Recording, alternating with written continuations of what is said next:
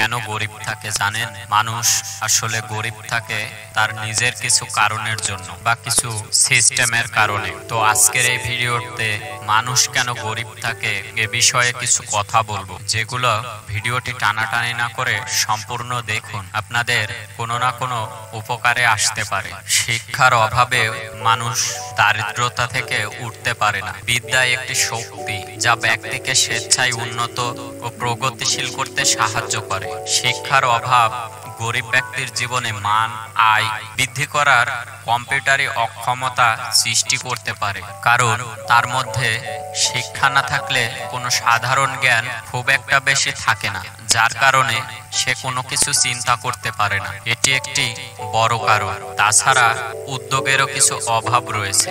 অনেক সময় গরিব ব্যক্তির উদ্যোগের অভাব থাকে, যা তাদের সামরিক ও আর্থিক অবকাঠামোতে প্রতিবন্ধক হিসাবে কাজ করে। অর্থ একটি গুরুত্বপূর্ণ উদাহরণ, যেমন বাণিজ্যিক প্রতিষ্ঠান স্থাপনের উদ্যোগ নেওয়া এবং ব্যবসা শুরু করা। প্রাকৃতিক কিছু সমস্যার কারণেও মানুষ গরিব থাকে। ধরুন, অধিক প্রাকৃতিক দুর্ভিক্ষ বা কোনো কোনো এলাকায় অধিক হারে বৃষ্টিপাত, বন্যা, ভূপৃষ্ঠের অবাধ্য অঞ্চল ইত্যাদি এলাকাগুলি গরিব জনগণের জীবনের অব্যাহতি সৃষ্টি করতে পারে। সামাজিক অসমতা, বিভাজন গরিব থাকাকে উপসমাধানহীন বলতে পারেন। সমাজের বিভিন্ন মানুষের মধ্যে সমানতা না থাকলে বেশি সংখ্যক লোক গরিব থাকতে বাধ্য হতে পারে। আপনার স্বাস্থ্য এবং স্বাস্থ্যে যদি পুষ্টির অভাব থাকে, বিভিন্ন রোগ ব্যাধি যদি আপনার শরীরের সাথে যুক্ত থাকে, তাহলে আপনি কখনোই গরিব থেকে গরিবতা কাটিয়ে উঠতে পারবেন না, কারণ আপনার অধিক হারে টাকা খরচ হবে, ওষুধ কিনতে হবে।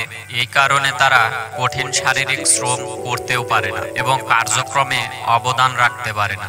আপনাকে গরিব থেকে ধনী হতে হলে অবশ্যই আপনার লক্ষ্য সঠিক রাখতে হবে। আপনাকে সঠিকভাবে কাজ করে যেতে হবে, পরিশ্রম পর্যাপ্ত পরিমাণে করে যেতে হবে। আপনার চেষ্টা একদিন আপনাকে সফলতা এনে দেবে।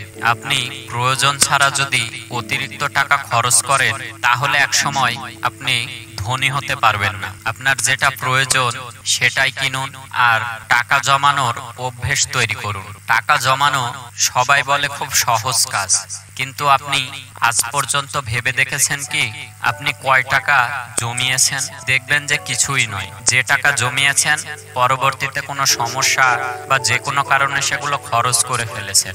এর কারণে আপনি কখনো ধনী হতে পারবেন না। আপনাকে ধনী হতে হলে টাকা সঞ্চয় করা শিখতে হবে। প্রথমত আপনাকে প্রতিদিন 1 টাকা, 5 টাকা, 10 টাকা আপনার উপার্জনের উপর ভিত্তি করে এই টাকাটা সঞ্চয় করতে হবে। কোনো এক সময় দেখবেন যে এটি একটি মোটা অঙ্কের টাকা হয়ে গেছে, তখন আপনি সেই টাকা দিয়ে আস্তে আস্তে ধনী হতে পারবেন। কিন্তু যদি আপনার টাকা জমানোর অভ্যেস না থাকে, তাহলে আপনি জীবনে কোনোদিনই ধনী হতে পারবেন না। আপনি যদি প্রতি মাসে 50,000 টাকাও ইনকাম করেন, তাহলেও ধনী হতে পারবেন না। সেই টাকাটা যেভাবে হোক আপনি খরচ করে ফেলবেন। তাই টাকা জমানোর অভ্যেস তৈরি করুন। দর্শক, ভিডিওটি ভালো লাগলে চ্যানেলটি সাবস্ক্রাইব করুন, পাশে থাকা বেল আইকনটি অল করে বাজিয়ে দিন। আমাদের চ্যানেলে নিয়মিত ভিডিও লাইফস্টাইলের উপরে পেতে অবশ্যই চ্যানেলটি সাবস্ক্রাইব করুন। সবাইকে ধন্যবাদ।